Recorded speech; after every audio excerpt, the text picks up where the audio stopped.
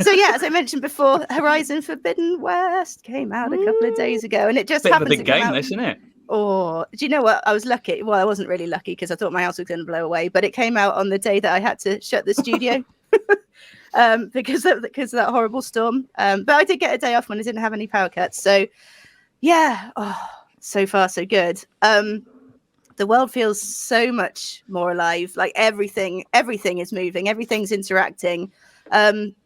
It's also lush as well, obviously it's kind of set in the wilds and everything. So there's no particular buildings. It's all literally just shrubberies and shit. For non-gamers, can you just explain what this is? So it's a open world RPG based in, I think it's about the year 3000, where... Not much has changed, but I hear that they live underwater. Yeah. Yeah, so there's been an apocalyptic event, and basically we've been set back, kind of like humanity has had, the world in fact has had a bit of a reboot. It's like post-apocalypse, isn't it? Yeah, so you've got your various tribes, but you also have these machines that resemble various creatures that kind of either look after the world or protect it from humanity, and they just look super cool. Some of them look like dinosaurs, some of them look like animals. So far in Forbidden West, I've encountered a couple that look like otters, which are adorably cute, but they want to kill you. I've got little hands. Yeah, they do have little hands, and they've got little chainsaw jaws. They're fucking cool, actually. I like how otters, they hold hands with other otters. It's so I know, cool. and they just have little float around. Yeah. These don't. These just want death. Though, to other they are other nasty. Creatures. Yeah, they're nasty. Yeah, to other creatures. They're not nice. Yeah, but it'd be cool to be an otter. Bring it Well, on. these ones are mean.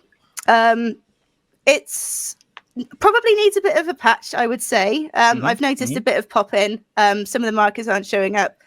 Aloy is snagging on a little bit of scenery, but nothing sort of game-breaking, nothing that's going to affect my enjoyment of it, really.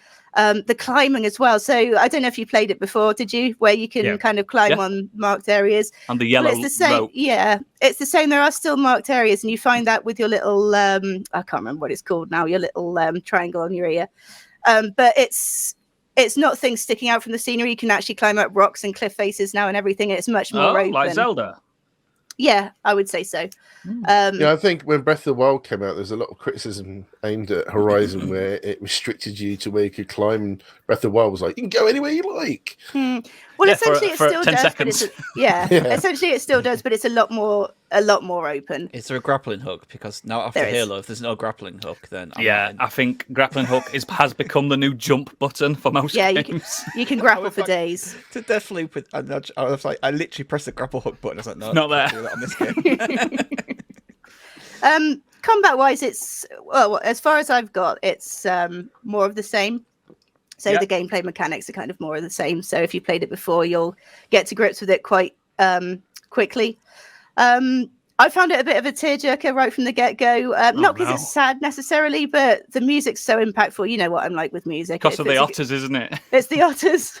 What if they say I'm acting like the otters? But it also reminds you of the... yeah, if you get that Foo Fighters joke. Yeah, I do. But yeah, it reminds you of the ending of Zero Dawn, which I won't get into, obviously, but it does. I think it ended really good.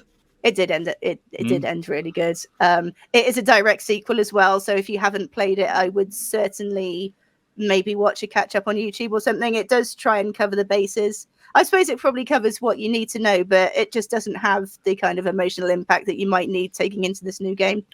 And I've got a bit of a feeling the story or the location might go in a direction which is not necessarily expected. I've got a theory, and I'll be interested to see if I'm proven right or not. And if I am, then people's minds are going to be slightly blown, I think. Without spoiling too much, does it do that thing on sequels to these open world games where you're stripped of all the things you collected on the last game? Yeah. Oh, yeah, and it gives you a fairly superficial reason why as well, but she forgot. Happens. She banged her head on a rock. Yeah, off it's gone. But yeah, no, off to really the west and forgot a backpack. Yeah,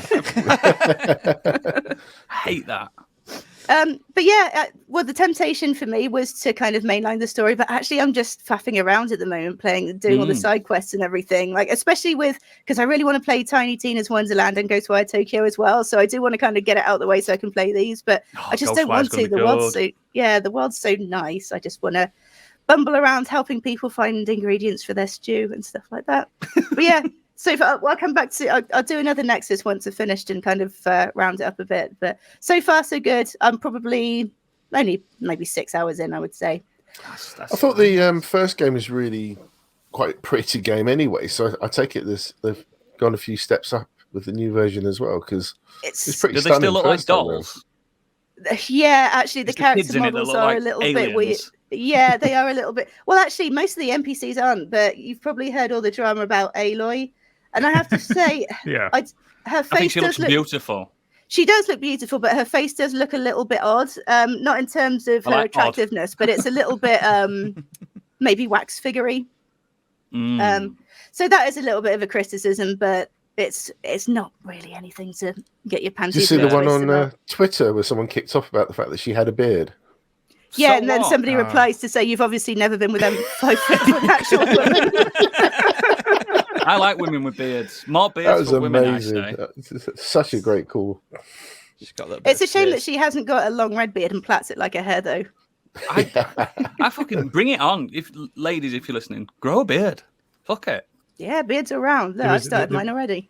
There was one really funny argument that got shut down pretty quickly on Reddit, which was it was on another screenshot of Aloy. It was like close to her, like she had a hand against her face and that. And this person was ranting, why couldn't they make her prettier? Look, it looks like she's got her eyebrows done. Her nails are in a decent state. Why is she so ugly? And people pointing out that, well, the game is a post-apocalyptic environment. They're organized. She is quite high up in a tribe. Of course, she is going to look after herself to a point. Yeah. Some of the she's not ugly. That's the thing. I mean, trimming the nails is a thing that you'd do anyway if you were a warrior, because you don't want to be snagging nails and cutting your bow and stuff like that. She's not a guitar player. If someone is what someone else would consider conventionally not good looking, that doesn't mean that person never looks after their nails or hair or things either, right? I think she looks beautiful. It's a ridiculous thing to say. They've got these idiots on Reddit and Twitter and that have gone absolutely mental over Aloy because she's not slathered in makeup and having her tits out. It's insanely funny. Ridiculous. But I think, since you mentioned it, it's Ashley Birch doing the voice. I think her face looks like Ashley Birch, and she's stunning. She is stunning. Yeah, I think they've taken Ashley Birch's jawline. That's what I see most in her. You can tell it's the facial expressions as well, for sure. But no, I didn't realise until you pointed it out. I like the representation of a ginger. It's good. Exactly. More gingers in games. Absolutely. I completely agree.